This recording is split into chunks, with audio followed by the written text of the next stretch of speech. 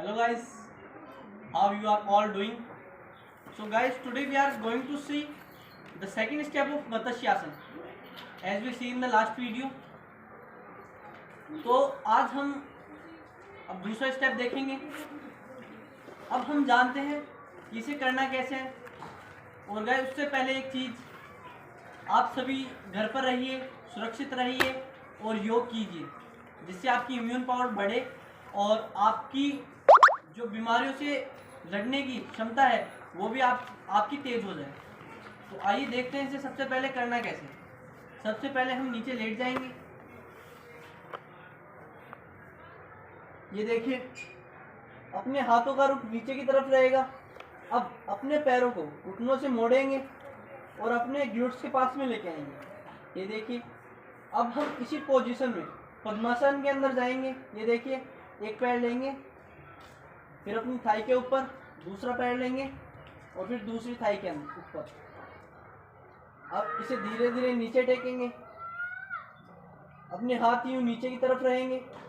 अब थोड़ा बहुत गर्दन को जोर देके उठाएंगे, फिर थोड़ा कोहनियों पर जोर देंगे और यूं कमर के साथ में उठ जाएंगे। अब थोड़ा हाथों को थोड़ा आप चाहे तो पीछे कर सकते हैं। अब गर्दन को पीछे लेके जाएंगे और गर्दन को नीचे टिका देंगे। ये देखिए, अब अगर आप चाहें तो अपने हाथ छोड़ सकते हैं, ढीले छोड़ सकते हैं। अब एक गहरी सांस अंदर लेंगे और उसे रोके रखेंगे। जितनी देर आप रोक सकते हैं उतनी देर रोकेंगे, फिर सांसों की गति सामान्य कर लेंगे। ये देखिए, यह मत्स्यासन की दूसरी स्टेप। अब गर्दन को उठाएंगे, कोहनियों को सीधी करेंगे और धीरे धीरे गर्दन और सिर के साथ नीचे टिक जाएंगे। अब पैरों को ऊपर लेंगे और पद्मासन से बाहर निकलेंगे। ये देखिए, पैरों को सीधा करेंगे और एक तरफ करवट लेते हुए यूं बैठ जाएंगे। तो ये देखा हमने मत्स्यासन। अब हम इसका ड्यूरेशन और टाइमिंग जानते हैं।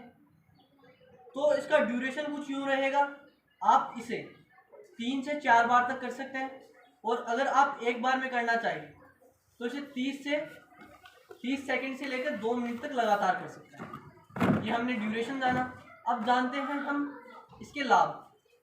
तो इसके बहुत सारे लाभ हैं। सबसे पहले जो हमारे शरीर पर इसे करने के प्रभाव पड़ते हैं उसके बारे में जानते हैं।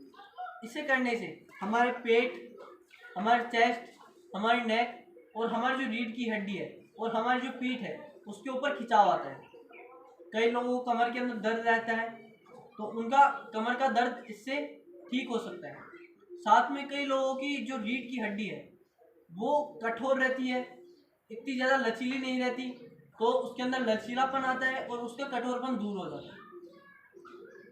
हमारी जो पीठ की मांसपेशियां हैं वो स्ट्रॉन्ग हो जाती हैं। अब हम पेट की बात करते हैं तो पेट के ऊपर हम आते हैं। पेट के अंदर हमारा डाइजेशन सही हो जाता है, हमारे गैस, कब्ज ऐसी समस्याएं दूर हो जाती है। साथ में हमारे जो एब्स होते हैं, हमारे पेट की मसल्स होती है, वो उभरने आती है। साथ में हमारी जो चर्बी रहती है, कई लोगों को एक्स्ट्रा चर्बी रहती है पेट के ऊपर, तो वो इससे कम हो जाती है। फिर अब आते हैं हम चेस्ट के ऊपर। चेस्ट के अंदर इसके प्रभाव यूँ है कि हमारा जो सांस लेने की क्षमता है वो इससे स्ट्रॉन्ग हो जाती है। अब फिर किसी को एलर्जी रहती है, कि डस्ट से एलर्जी, धुआं से एलर्जी, तो ये आपकी एलर्जी भी इससे सही हो सकती है। और इससे फेफड़ों को बहुत सारा फायदा होता है। जैसा कि अभी कोरोना का टाइम चल रहा है तो इससे आपको आपकी इम्यून पावर भी बूस्ट करने में सहायता मिलेगी। अब आते हैं हम गर्दन की ओर।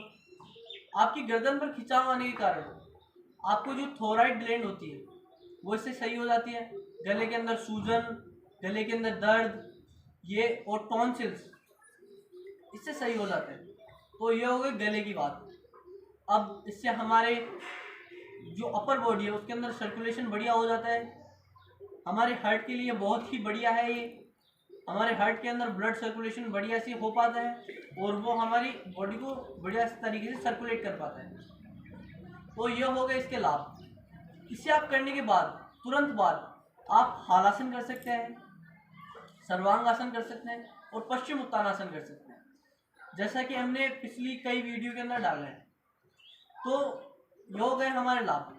अब हम जानते हैं जिन्हें ये नहीं करना है या डॉक्टर की एडवाइस लेके करना है, उन लोगों के बारे में। किसी को हर्निया है, किसी को अल्सरेटिव कोलाइटिस या सिंपल कोलाइटिस है, तो वो इसे नहीं करेंगे।